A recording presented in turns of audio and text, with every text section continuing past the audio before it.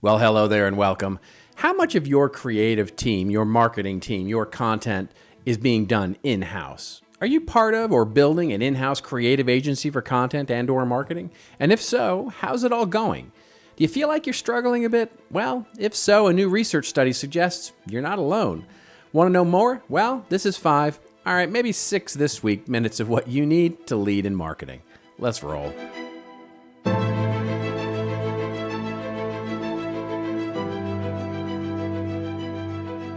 Hello everybody, Robert Rose here with the news. As you all know, it is what's new, but more importantly, it's what's important in the world of marketing. And for the best and best practices in content and marketing, you can head on over to contentmarketinginstitute.com.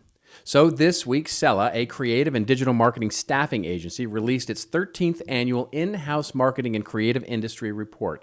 And this year's research illustrates that in-house agencies are now taking on all kinds of services that go well beyond just the execution of digital content assets.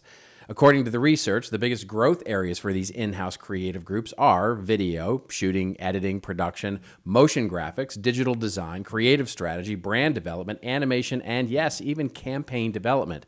In a word, a lot more integrated and diverse services. Further, one of the most interesting findings, at least to me anyway, was the feeling that there's just not enough creative talent out there to be found. It turns out it's just not true, especially like the last couple of years post-pandemic. The feeling that there is an abundance of qualified talent out in the marketplace now was up in just about every category of creative professional. And it was most pronounced among graphic designers, where last year 11% of respondents said that there was an abundance of talent versus 22% today. Put simply, creative people, well, we're going to have to start wearing a lot more than just one hat and differentiate in different ways than just simply creating digital assets. The research found that most of these creative teams are indeed reporting in through marketing. And in a very aligned finding with our own research here at CMI, these teams in 2023 are really focused for top-of-the-funnel programs. 75% of the respondents in the research are focused in on acquisitions, lead generation, and or sales or revenue generation programs. So, what's my take on all of this? Well, this research is really quite interesting and definitely worth a read, and there's a ton of valuable insight here. Having said that, I really note the absence of something really big. And that big thing, the sort of big worded elephant in the room, as it were, well, it is content. There was very little in the way of content marketing or content strategy related or noted in this study. And where it is mentioned, it is lumped into the primary objectives, that area where they're focused on top of the funnel and revenue generating programs, as a side category to retention. Retention. I mean, there are no doubt content marketing efforts that are being done in those higher funnel categories as well, so I don't know what gives here. You can probably see a little bit of where there might have been a bit more insight gained when the research asks about the integration and collaboration of tomorrow. Where digital asset management is noted as the largest number of respondents, 41% said they don't have it, but they plan to. And the second largest number of respondents, 37%, noted that content calendaring as a planned need for the future for systems that they need to implement. So, of course, both of those are strategic content initiatives. Now, this absence is really quite interesting because, as we've noted before, that content strategy and content marketing have been notably missing from other surveys on in-house agency buildings, especially from organizations like the Association of National Advertisers, the ANA.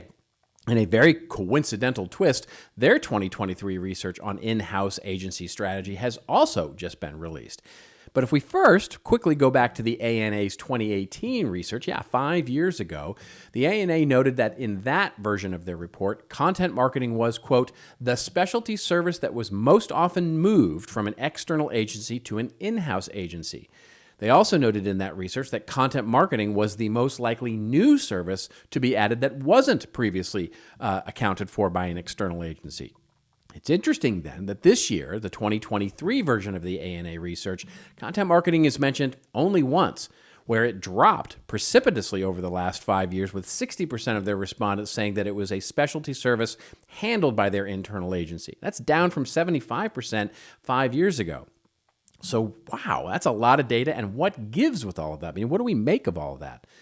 Well, when I look at this research data, and it seems to point to, well, two trends that we have seen, I mean, albeit anecdotally, and yes, perhaps a bit skewed with our lens that we look through every day. The first trend that we've seen is that content marketing and content strategy are quickly becoming integrated and commingled with other marketing and advertising content. This would explain why we don't necessarily see the data reflected in the CELA study and the change in the numbers in the ANA research. Put simply, for many businesses, content marketing is now marketing. So it's just part of video or copywriting or creative strategy services. But that leads to the second and perhaps more provocative trend. I'll just note for the record here that at CMI in our consulting practice, one of the things that we've started to see more and more are large businesses that look to external providers for their classic thought leadership and content marketing efforts. Unsatisfied with their ability to wrangle together all their subject matter experts, executives, content creators, we see businesses of all sizes looking more and more to external agencies, influencers, media companies, freelancers to create what we would call classic content marketing platforms, magazines, blogs, research, educational centers, etc. In other words, it's the business's inability to get its arms around a content strategy full stop that is encouraging it to go externally for content marketing services. The CELA research actually points to the fact that the top two capabilities that businesses use to leverage external agencies is for, quote, niche expertise and specific assignments.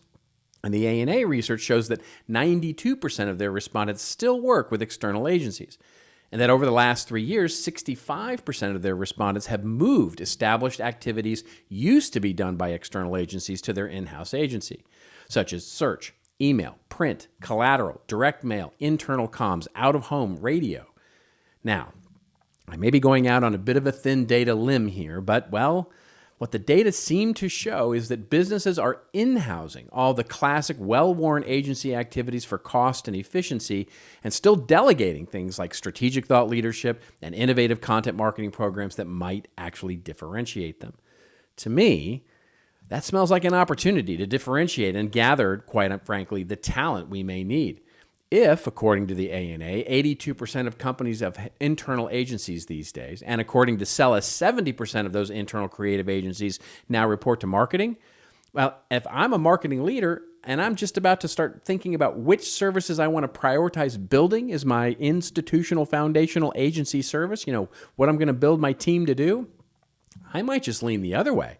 I might just start building strategic content, digital data, asset management, technology, and strategic content marketing, thought leadership, operating as a media company, all those things as my internal capability.